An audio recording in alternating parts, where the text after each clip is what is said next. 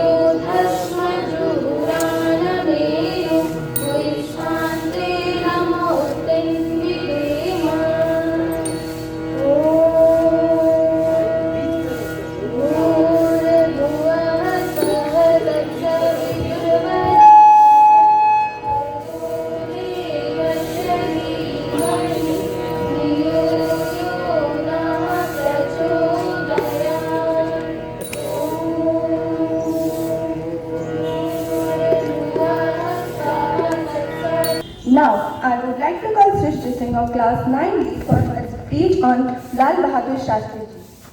A very pleasant good morning to everyone present over here, respected principal ma'am, teachers and all my dear friends.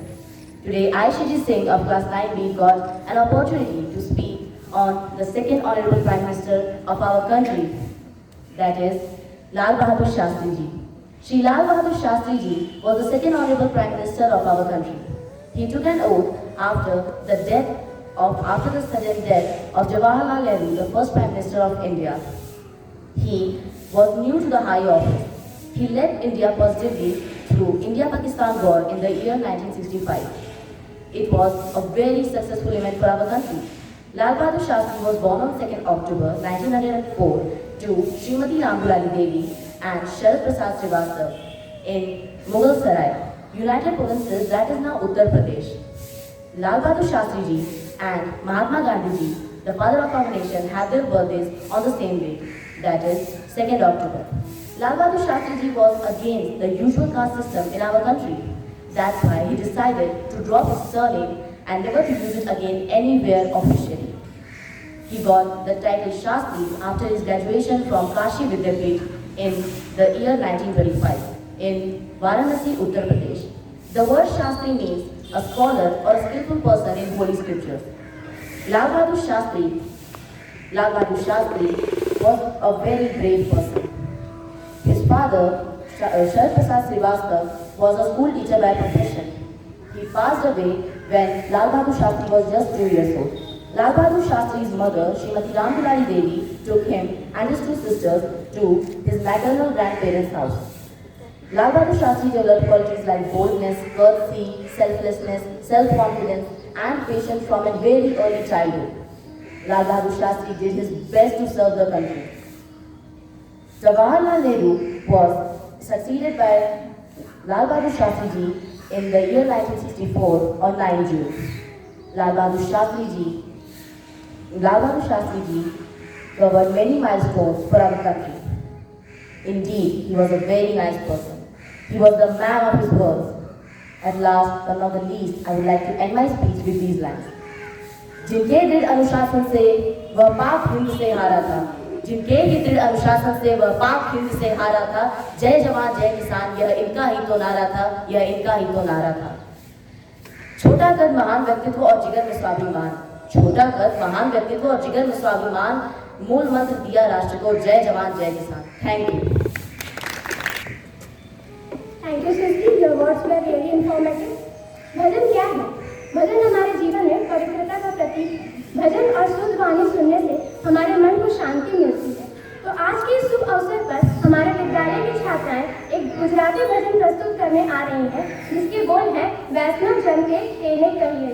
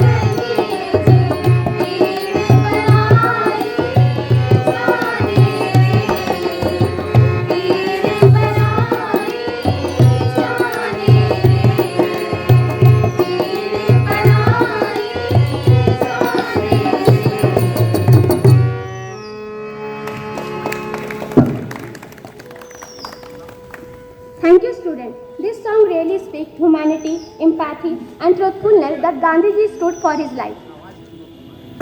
Moving ahead, now I would like to call DAV Public School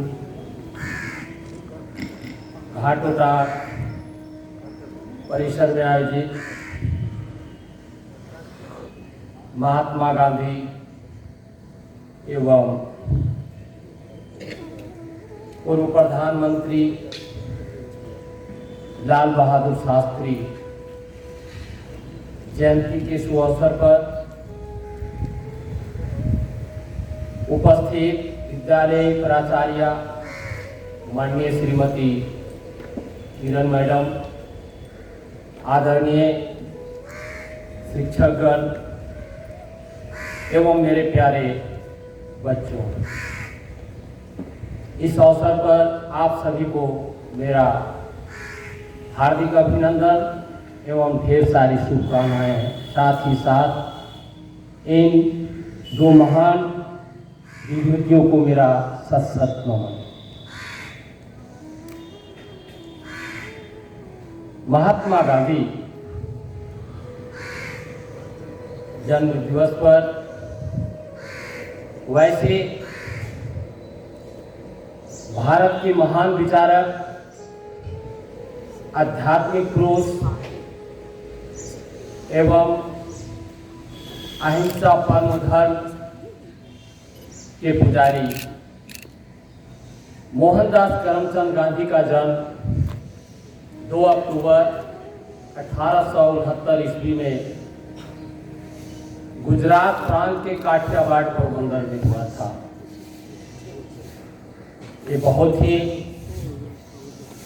आज्ञाकारी, सत्यवादी और आध्यात्मिक विचार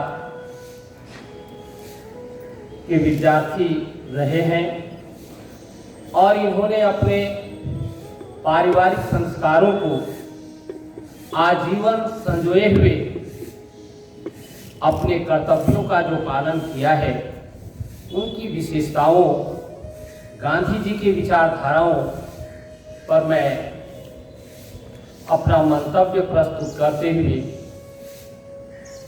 कहूँगा कि गांधी जी सचमुच एक आज्ञाकारी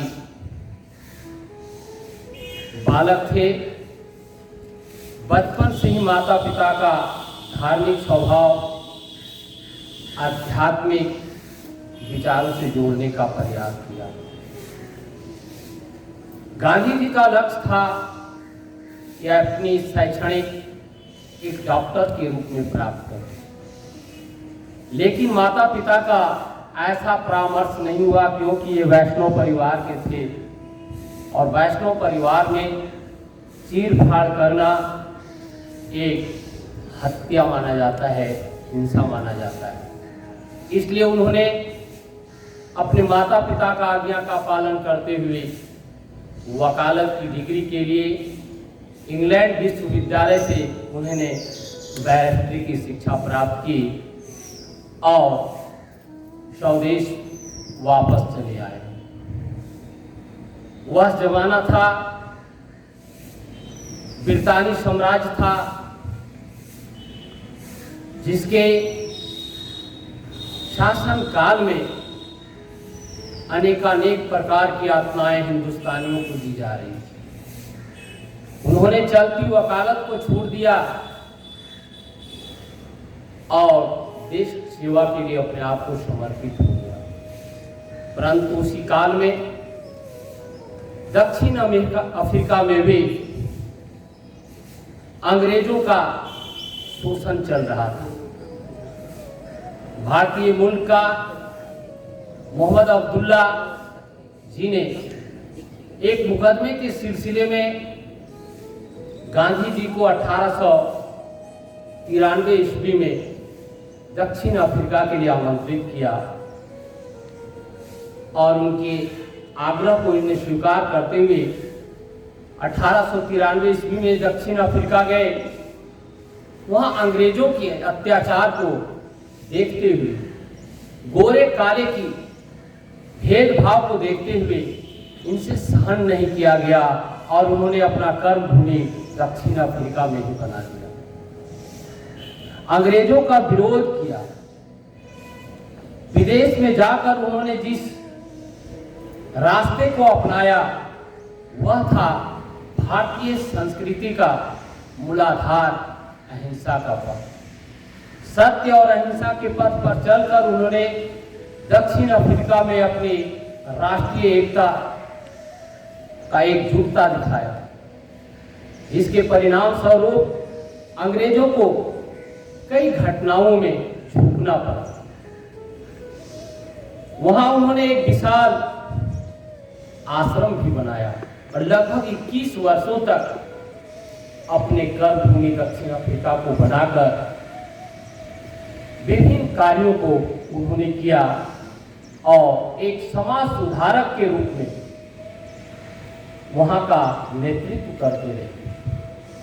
उसी संक्रमण काल में हमारे देश में भारतीय जनों को अंग्रेजों ने इतना शोषण करना शुरू कर दिया कि मनमाने ढंग से अनेकानेक एक्ट पारित करना प्रारंभ कर दिया।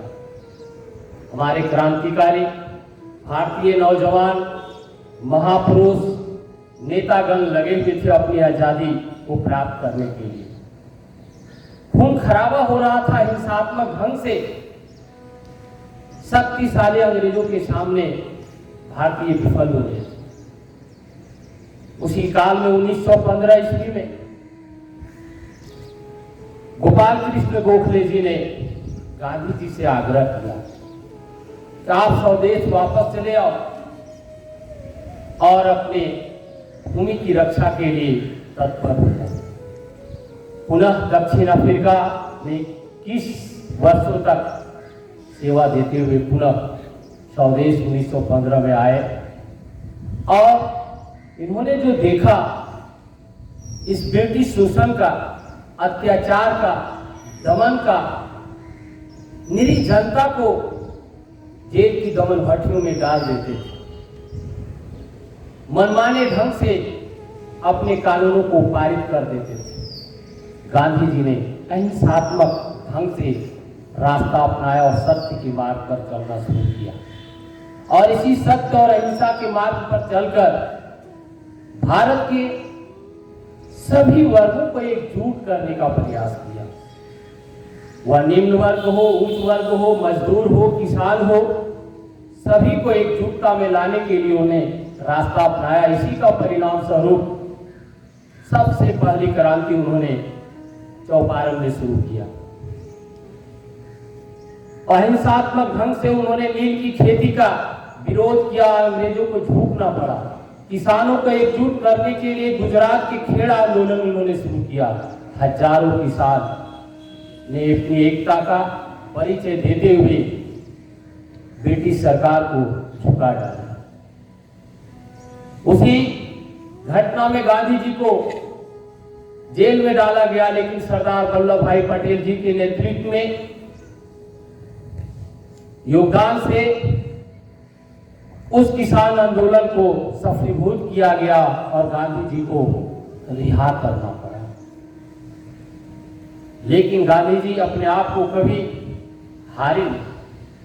बहुत ही धैर्यवान, संघर्षशील व्यक्ति थे, लेकिन अपने पथ को कभी उन्होंने छोड़ा नहीं और वह था सत्य और अहिंसा का मार्ग।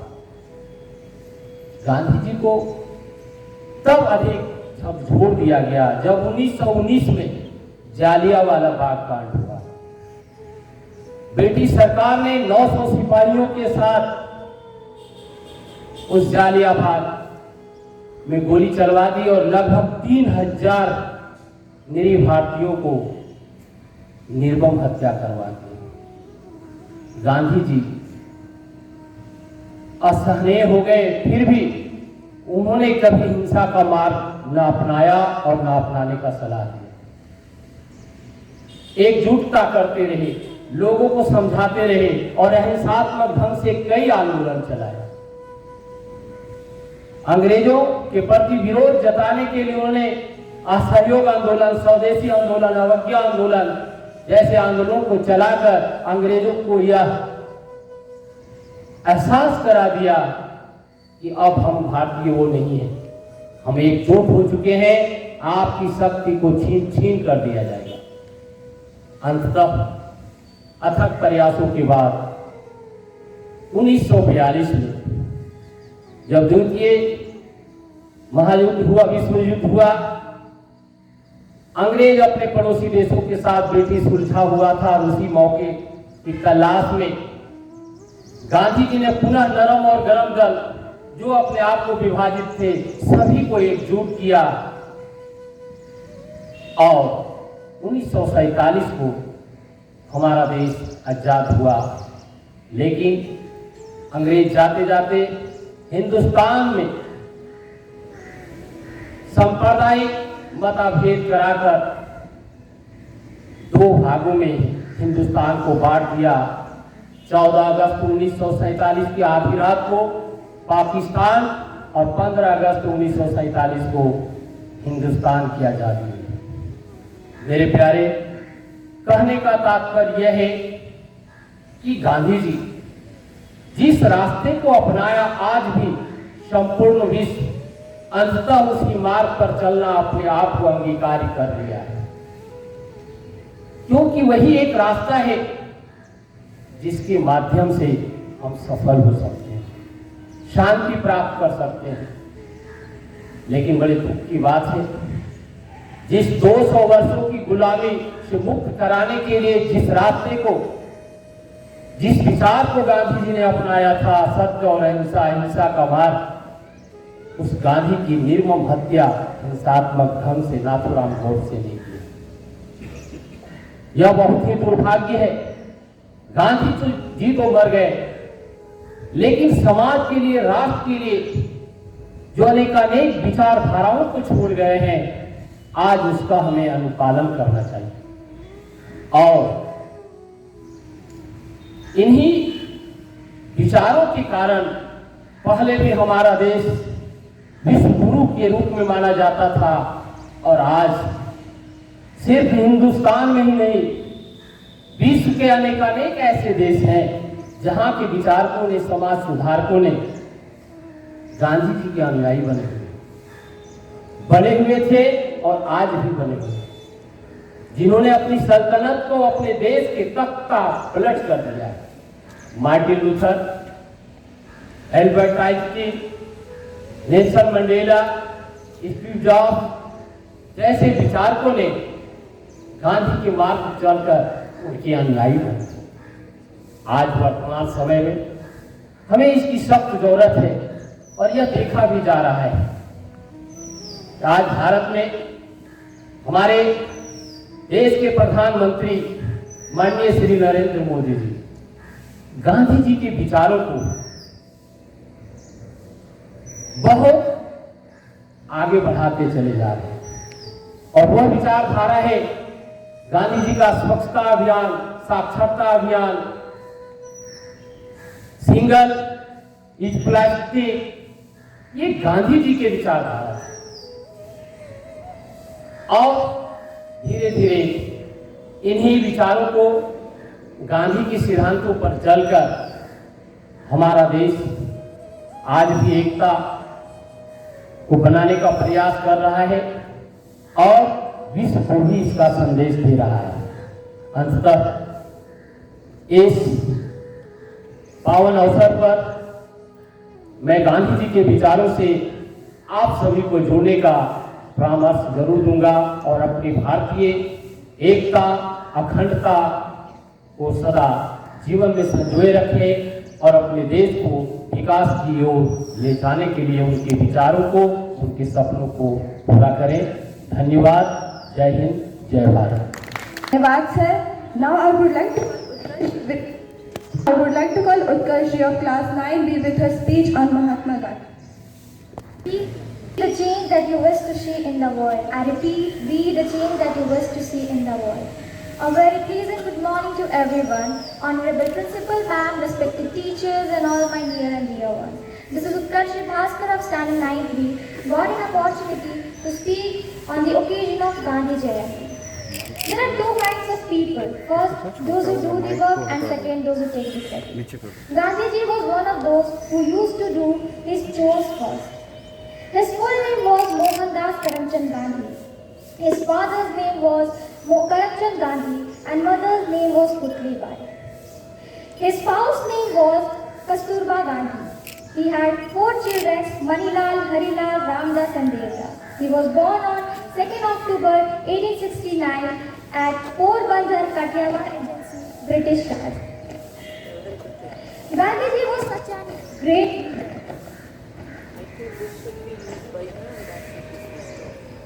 an Indian lawyer and known for anti-colonial nationalist political ethicists who employed non-violent resistance to lead the successful campaign for India's independence. He was an Indian lawyer and known for anti-colonial nationalist political ethicists and who led a successful campaign for India's independence. He is a very honest and truthful person. Gandhiji spent major part of his life in fighting for India's independence. He joined Gopal Krishna Gokhale during this struggle. He has to go jail several times.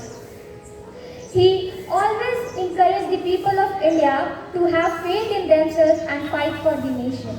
He asked Indians not to fight for their rights. He asked Indians to fight for their rights and to speak and to encourage their faith. Gandhiji was an anti-colonial nationalist. He always fight for their rights with non-violence. In 1888, he completed his law in UK and went to South Africa to practice it. After 21 years of practicing, he started peaceful civil disobedience. He fought for India's independence with non-violently.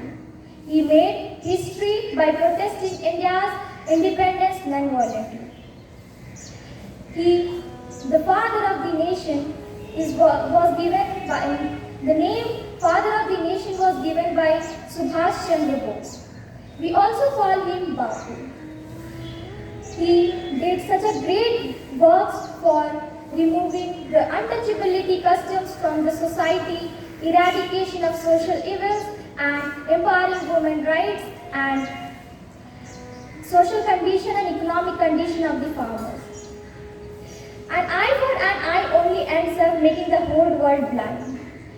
Gandhiji felt his responsibility to fight for India's independence. He fought for India's independence by making many movements such as Satyagraha movement, Dandi March in 1930 and walk for 400 kilometers, civil disobedience movement, Quit India movement and many more. At last, he was assassinated on 30th January 1930. His assassin was Gopal Krishna Gokhale. At last but not the least, I would like to say that with lotuses of hearts of 100 plus crores, I repeat, with the lotuses of hearts of 100 plus crores, from the peak of the Himalayas, we owe you, Father of the Nation, we owe you salutation, we owe you salutation. Thank you, Jai Hind, Jai Bharat. Now I would like to request our school choir for a devotional song whose lyrics are Raghupati Raghav Rajaram.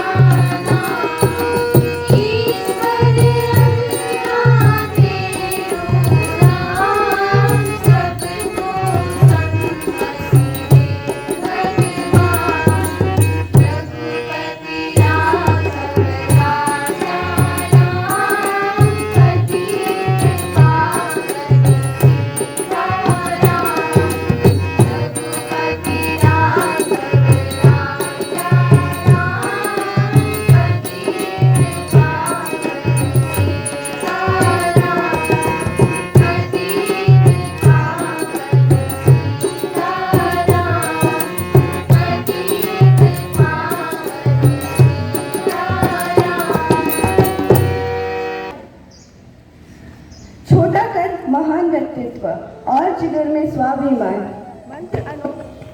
मंत्र अनोखा दिया राष्ट्र को, जय जवान जय किसान, जय जवान जय किसान। आमंत्रित करना चाहती हूँ कि वह आए लाल बहादुर शास्त्री जी के बारे में अपने विचार व्यक्त करें। आदरणीय प्राचार्य महोदय, हमारे supervisory head Ajit Dubey sir, हमारे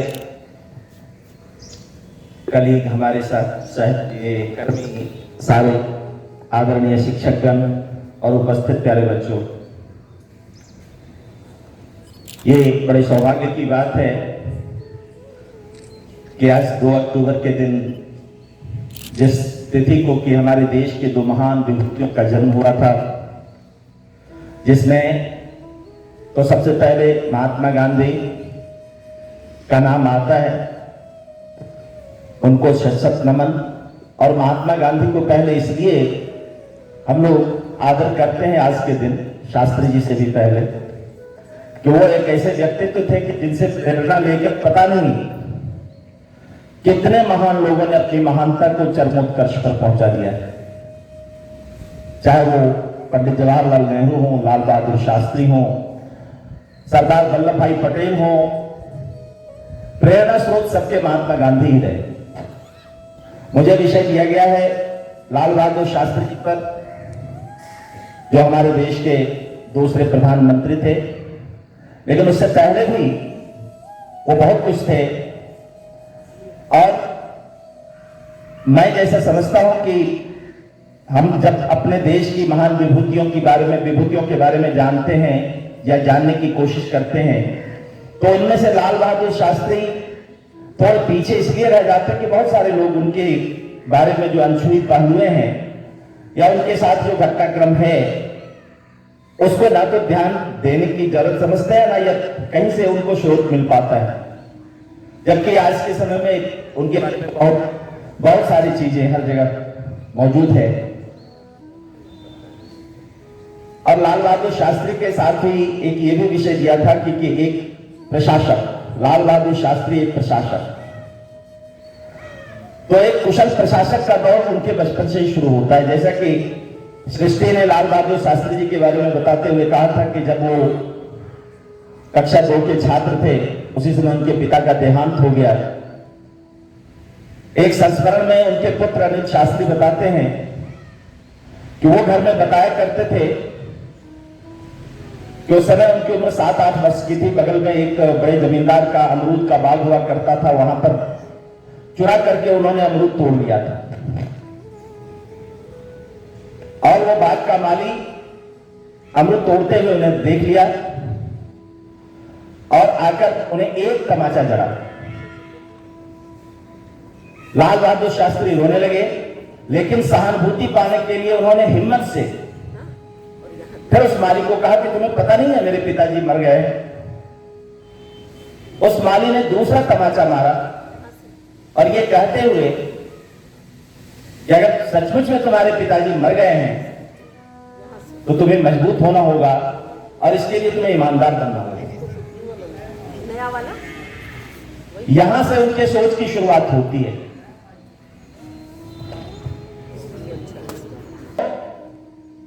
अनिल शास्त्री बताते हैं कि बाबूजी हमें कहा करते थे कि हमें मजबूत बनने की प्रेरणा अगर किसी ने दी तो 8 वर्ष की उम्र में वो उस माली ने दी, जिसने पहला तमाचा तो आम चुराने के लिए मारा था और दूसरा तमाचा इसलिए मारा था कि मैंने यह कहकर कि मेरे पिताजी मर चुके हैं, सहानुभूति बटोरने की कोशिश की।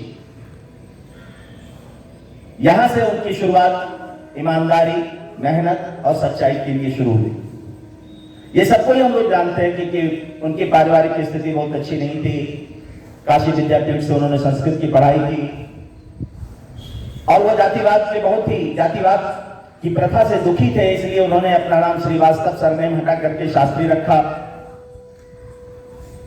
और महात्मा गांधी की प्रेरणा से ही वे आजादी की लड़ाई में कूदे। ये सारी बातें हम लोग सब दिन जानते हैं, कई बार जेल भी गए, सब कुछ हुआ। एक कर्मठ कार्यकर्ता भी रहे कांग्रेस के। जब देश आजाद हुआ तो उन्हें उत्तर प्रदेश की जिम्मेदारी मिली थी कांग्रेस पार्टी की तरफ से। और वहां पर उन्होंने संगठनात्मक तौर पर बहुत अधिक मेहनत करते हुए उत्तर प्रदेश की सरकार बनवाई थी और उससे प्रसन्न होकर के जवाहरलाल नेहरू जी ने उन्हें केंद्र में दिल्ली बुला लिया और संसदीय सचिव के रूप में उन्हें नियुक्त किया, उनकी नियुक्ति हुई। फिर रेल मंत्री का पद उन्हें मिला था। ये घटना भी बहुत सारे लोग जानते हैं कि तमिलनाडु में उस समय एक रेल दुर्घटना हुई थी जिसमें 13 लोग मारे गए थे। अब जैसे ही यह रेडियो पर यह खबर सुनाई गई तो सबसे पहला काम लाल बहादुर शास्त्री ने अपना त्यागपत्र लिख करके प्रधानमंत्री के ऑफिस में गए और यह किया कि मैं आज त्यागपत्र इसलिए दे रहा हूं कि मैं एक सक्षम रेल मंत्री नहीं। हालांकि उनका वो त्यागपत्र स्वीकार नहीं किया गया, लेकिन उन्होंने रेल मंत्री का पद छोड़ दिया। फिर उन्हें संचार मंत्रालय का की जिम्मेदारी मिली। कॉमर्स और वाणिज्य और उद्योग मंत्रालय, कॉमर्स एंड इंडस्ट्रीज में मंत्री बनाए गए और जब पंडित गोविंद बल्लभ पंत की मृत्यु हुई तो उन्हें भारत का गृह मंत्री बनाया गया। फिर बात आई 1963, जिसकी चर्चा करना सबसे ज्यादा जरूरी है कि कांग्रेस ने एक कामराज मूवमेंट चला था जिसमें बड़े बड़े लोग जो मंत्री पद पर थे वो उन्होंने मंत्री पद से त्याग किया और एक स्वयं सेवक के रूप में सेवा करने की ठानी और ये भी रिजाइन देकर, त्यागपत्र देकर इन्होंने भी एक सामान्य कार्यकर्ता के रूप में काम करना शुरू किया। उस समय हमारे देश के सांसदों को सिर्फ 500 रुपए वेतन मिला करते थे और उसी में अपने जो व्यक्तिगत ऑफिस बनाया जाता है, पर्सनल सेक्रेटरी, वो सारा खर्च किया जाता था। इनके लिए एक सबसे बड़ी आर्थिक मुश्किल आ गई, परिवार चलाना मुश्किल होने लगा। तो एक बहुत ही वरिष्ठ पत्रकार जिसको हम सब लोग जानते हैं, कुलदीप नैयर, उस समय युवा पत्रकार थे। कुलदीप नैयर अपने इसमें लिखते हैं, बहुत सारी जगहों पर उन्होंने लिखा है कि शास्त्री जी उनके पता नहीं किस चीज से बहुत ही अधिक प्रभावित थे, तो वो एक तरह से शास्त्री जी के ऑफिशियल पत्रकार बन गए। कुलदीप नैयर हमेशा उसके साथ रहते। तो कुलदीप नैयर ने उन्हें सलाह दी उन्हें कि आप अखबारों में लिखा कीजिए ताकि आपके घर का खर्च चल सके। और कुलदीप नैयर अपने पैरवी के बल पर जहां जहां भी उनके लेख छपते थे, एक लेख के 500 रुपए दिलवाते थे, जो कि उनके एक सांसद के पूरे महीने का वेतन होता था, जो सबसे अलग होता था। इस तरह से उन्होंने अपने परिवार को संभाला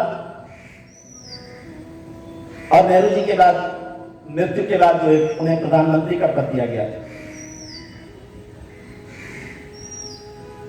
शंकर वाजपेयी उस समय भारत के राजदूत हुआ करते थे पाकिस्तान में। उन्होंने एक जगह चर्चा की कि जब 1965 में अचानक बिना किसी सूचना के पाकिस्तान ने भारत पर हवाई आक्रमण शुरू कर दिया था, तो तत्कालीन सेनाध्यक्ष ने इन्हें फोन करके पूछा था, प्रधानमंत्री थे ये, कि क्या किया जाए। तो लाल बहादुर शास्त्री ने सेनाध्यक्ष को एक वाक्य कही थी, कहा कि मैं आपसे कुछ नहीं कहूंगा, आप देश की सीमा संभालिए और आगे क्या करना है ये आप ही मुझे बताइए। मतलब सेना को उन्होंने इस तरह की आजादी दे रखी और जिसका परिणाम हुआ कि एक सप्ताह के अंदर ही हमारे 1965 में, जिसमें हमारे पास संसाधन कम थे उस समय, हमारी सेना लाहौर तक पहुंच गई थी। उनके इस तरह के प्रशासनिक बातों को अगर लिया जाए तो और भी बहुत सारे संस्मरण हैं। एक कुलदीप नैयर अपने संस्मरण के रूप में बताते हैं कि उस समय गुटनिरपेक्ष सम्मेलन की शुरुआत हुई थी काहिरा में। वहां के राष्ट्रपति मोहम्मद नासिर ने इसे शुरू किया था। उसके सदस्य में भारत भी था, सदस्य देशों में। और जब स्थापना में के अवसर पर, गुटनिरपेक्ष सम्मेलन की स्थापना के अवसर पर वो काहिरा पहुंचे थे,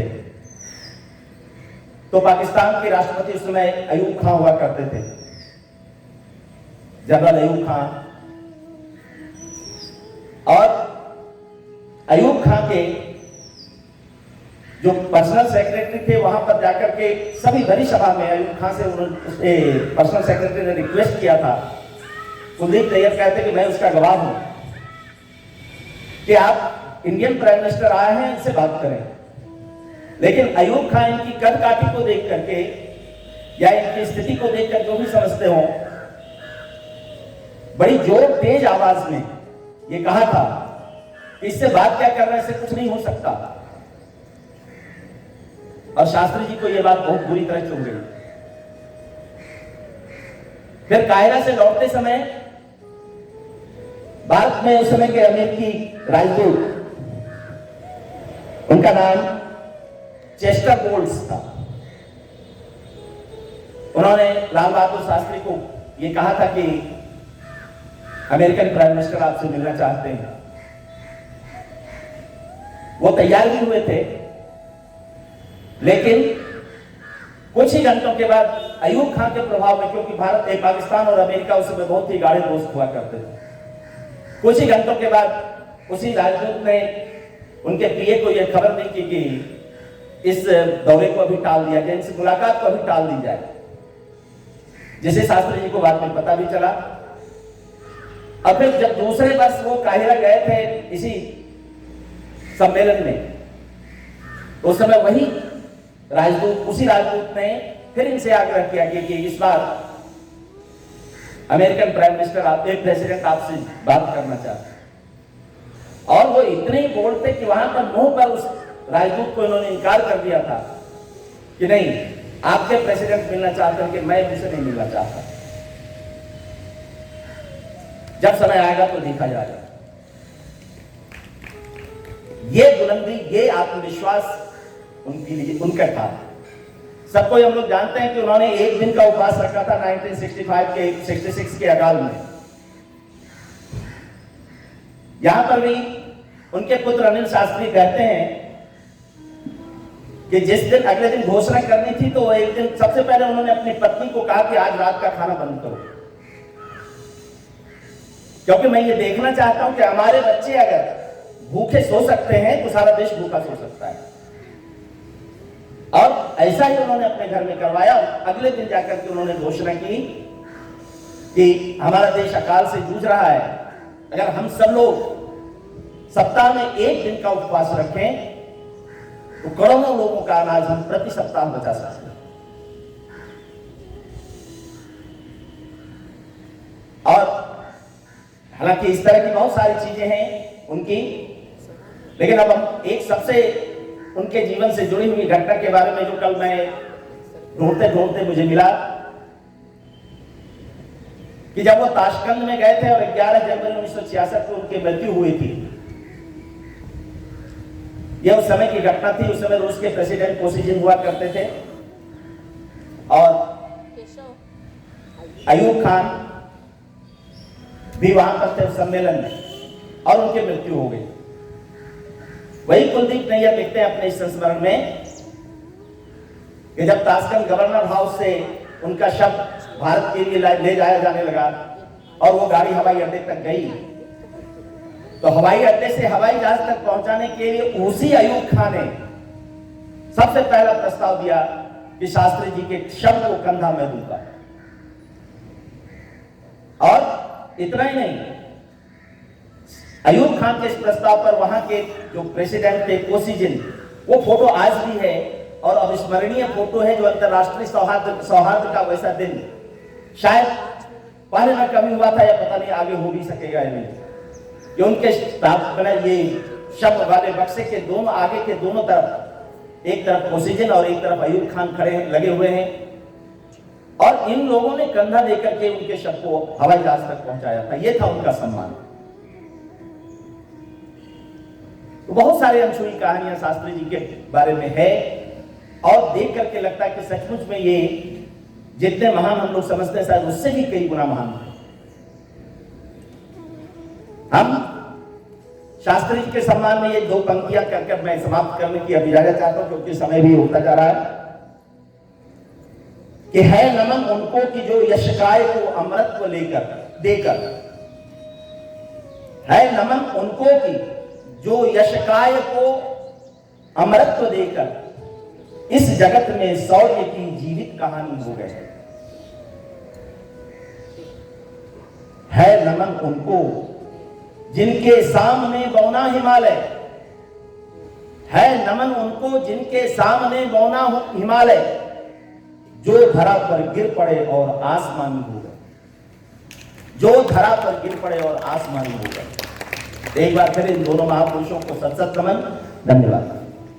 I would like to take this opportunity to invite our Honorable Principal Ma'am to please come on the stage and say a few words on today's occasion. एक बहुत अच्छा दिन, दो महान हस्तियों को हम लोग यहाँ पे एकत्रित हुए हैं श्रद्धांजलि देने के लिए। वैसे तो ये नेशनल हॉलीडे डिक्लेयर्ड है, but away from official statement मैं तो ये कहना चाहूँगी कि इनकी याद के लिए ये दिन कम से कम स्कूलों में ऐसे तरीके से मनाना चाहिए कि बच्चों में यह संदेश जाए और बच्चे अच्छी तरह से ये सारा कुछ सुन पाएं कि कितना बड़ा त्याग, कितनी बड़ी तपस्या और कितने मेहनत और कितने लगन के बाद ये आज़ादी हमें मिली है। सर्वप्रथम मैं श्रद्धांजलि देती हूँ, फ्लोरल ट्रिब्यूट के बाद भी अपने शब्दों से मैं इन महान विभूतियों को श्रद्धांजलि देती हूँ और आप सबको गांधी जी की इस जयंती पे, शास्त्री जी की जयंती पे, सभी बच्चों, पेरेंट्स को मैं ये शुभकामना और संदेश देती हूँ कि सादगी की दो मूर्त, कर्मठ और निष्ठा, जिनके हर कर्म में झलकता है। और अभी जैसा कि यादव सर ने कहा, झा सर ने भी कहा, कोई भी चीज जब आदमी शुरुआत करता है तो कहीं ना कहीं लड़खड़ाहट होती है, कुछ स्ट्रगल से निकलते हैं और निखरते हैं, और कुछ बहुत ही अच्छे परिवार से भी निकलते हैं और पैट्रियटिज्म का एक बहुत बड़ा विशाल कार्य करते हैं। हमारे अंदर वो भावना बच्चे होनी चाहिए। आपने देखा होगा कि टाटा ने एयर इंडिया अभी कहाँ है और क्या स्थिति थी, सबको मालूम। पैट्रियटिज्म के लिए कोई जरूरी नहीं है कि हम देश की सीमा पर लड़ें और फ्रीडम के फाइटर बने या पॉलिटिशियन बने। क्लासरूम की चार दीवारी के भीतर अपने घर के अंदर रह के भी हम अपने पैट्रियटिज्म का संदेश दे सकते हैं। इसलिए नहीं कि संदेश देना है कि मैं एक बहुत बड़ा ही भक्त हूं अपने देश का, इसलिए कि यदि एक एक करके हम सारे लोग अच्छे कर्म करने लगे तो हमारा देश अपने आप जो ताज हुआ करता था वो ताज हमेशा रहेगा। मैं आज के दिन इनको सच्ची श्रद्धांजलि देते हुए यही कहना चाहूंगी कि शास्त्री जी ने जिस कास्टिज्म, वो एकदम नहीं मानते थे कि हमारे समाज में, हमारे अंदर जातिगत भावना हो। और आप देख रहे होंगे कि ये जातिगत भावना जहां आती है वहां पतन शुरुआत हो जाता है, क्योंकि सबसे बड़ा हमारा एक ही धर्म है और वो मानवता का है। और दूसरा धर्म यदि आता है तो देशभक्ति का है, क्योंकि इस धरती पे हमने जन्म लिया है तो हमारा बहुत ही बड़ा ये संदेश अगेन होगा कि मैं अपनी धरती को प्यार करता हूँ, अपनी धरती पे रहने वाले हर उस पुत्र को उसी तरह से प्यार करता हूँ, भाई बहन माँ पिता किसी भी रूप में, जैसा कि इंसान बनाते हुए हमें भगवान ने संदेश के साथ भेजा है कि हम किसी जाति, किसी धर्म, किसी देश, किसी बाउंड्री से बंधे हुए ना रहें और मानवता की पूजा करें और सर्वश्रेष्ठ मानव बनने का प्रयत्न करें। हो सकता है हम ही में से कोई देवता तुल्य निकले, हमारे बच्चों में से, हमारी जो ये टीम है। आज के दिन आने का उद्देश्य हमारा छुट्टी के दिन 1 घंटा और आधा घंटा आने के बाद सिर्फ फॉर्मेलिटी करना नहीं है। गांधी जी जयंती के दिन, शास्त्री जी के जयंती के दिन हम यदि ये सोच पाए कि हम डरे नहीं किसी से, शास्त्री जी छोटे करके, गांधी जी भी मीडियम कद था उनका, बट इनके सिर्फ एक, चाहे वो नॉन वायलेंस हो, चाहे वो हमारे शास्त्री जी का जो सादगी हो। शास्त्री जी को बहुत ही पसंद करते थे जवाहरलाल नेहरू, बहुत ही ज़्यादा पसंद करते थे। और इलाहाबाद आने के बाद जब शास्त्री जी का परिचय जवाहरलाल नेहरू जी से हुआ और जवाहरलाल नेहरू जी ने इनको जाना तो इनकी खूबियों को पहचाना और उन्हें लगा कि ऐसे ही लोगों की ज़रूरत है हमारे देश को। अभी आज़ादी के बाद एक दूसरी आज़ादी लड़ने के लिए थी और उसके लिए उन्होंने देखा कि इसके लिए शास्त्री जी बहुत ही उपयुक्त व्यक्ति होंगे। तो बच्चे those who could not come to the courtyard of DAV Ghati to pay tribute, जहाँ है वहीं से हाथ जोड़कर नमन करें, श्रद्धांजलि का 2 शब्द बोलें और साथ ही साथ अपने आप को तैयार करें, क्योंकि देश के लिए जैसी देशभक्ति और जैसी निष्ठा की जरूरत है वो हम अपने में लाएंगे। अपदीपो भव, ये आप लोगों ने देखा होगा स्कूल के एंट्रेंस पे लिखा हुआ है। सबसे पहला मॉर्निंग में उठने के बाद होना ये चाहिए ग्रैटिट्यूड। धन्यवाद है ईश्वर, आपने हमें इस रूप में जन्म दिया कि हम इंसान बनकर इंसान के काम आ सके। और दूसरा, अपने आप को यदि हम इस काबिल बनाएंगे तभी तो हम किसी को दे पाएंगे। Again coming back to the CBSE's very punch line to make the students knowledgeable, complete and contributing citizens. अभी नेशनल एजुकेशन पॉलिसी में भी इसको बार बार मैं अभी बहुत ही रिपीट कर रही हूँ। ज्ञान जो शिक्षक देते हैं आपको और आप ग्रहण करते हैं, प्रज्ञा जो शिक्षण को ग्रहण करने के बाद अप्लाई करते हैं, प्रज्ञा, और थर्ड दैट इज यूनिवर्सल लेशन। वो गांधी जी के साथ हमारे पास बहुत फैला है, बट हमारे वेद में, शास्त्र में ये संसार का नियम है कि सच्चाई के साथ जो रहता है उसे किसी से डरने की जरूरत नहीं पड़ती है। ज्ञान, प्रज्ञा और सत्य, ऑब्जेक्टिव यही है हमारा एजुकेशन का। और शिक्षा देने का मतलब है आप जो सीखे उसको अप्लाई करें समाज में और सत्य के साथ हमेशा चलते रहें। Wish you all such kind of environment, such kind of country, जो हमारा हर बच्चा एक कर्मठ योद्धा बने अपने देश के लिए, इस संसार के लिए, मानवता के लिए। Thank you very much and once again my gratitude to these 2 great souls, Mahatma Gandhi and Lal Bahadur Shastri ji. धन्यवाद। For the kind words, now I would like to call S.K. Das sir for vote of thanks.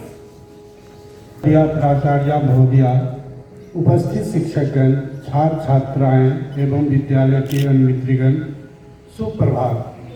Gandhi जयंती तथा लाल बहादुर शास्त्री की जन्म जयंती के अवसर पर आयोजित इस प्रातःकालीन पुष्पांजलि सभा में मैं सुभाष कुमार दास आप सबों का हार्दिक अभिनंदन करता हूं। आज का दिन अर्थात 2 अक्टूबर भारतीय इतिहास में निसंदेह एक बहुत ही महत्वपूर्ण तथा गौरवपूर्ण दिवस है, जब देश के 2 जन महान विभूतियों ने इस भारत भूमि में जन्म लिया तथा अपने व्यक्तित्व और कृतित्व से न केवल भारत बल्कि पूरे विश्व को एक नई दिशा दी। अपने आचरण, विचार और व्यवहार से पूरे विश्व में भारत देश को गौरवान्वित किया और इस महान राष्ट्र का एक मानवीय चेहरा प्रस्तुत किया। इन दोनों महान आत्माओं को याद करने के लिए तथा इनके योगदान के प्रति आभार प्रकट करने के लिए मैं श्रद्धेय प्राचार्य महोदया के मार्गदर्शन में आयोजित इस पुष्पांजलि सभा के लिए आपको धन्यवाद ज्ञापित करता हूँ। महात्मा गांधी तथा शास्त्री जी के जीवन तथा जीवन मूल्यों पर प्रकाश डालने के लिए मैं सृष्टि सिंह तथा उत्कर्षी के प्रयासों की सराहना करते हुए अपना धन्यवाद एवं आशीर्वाद प्रदान करता हूँ।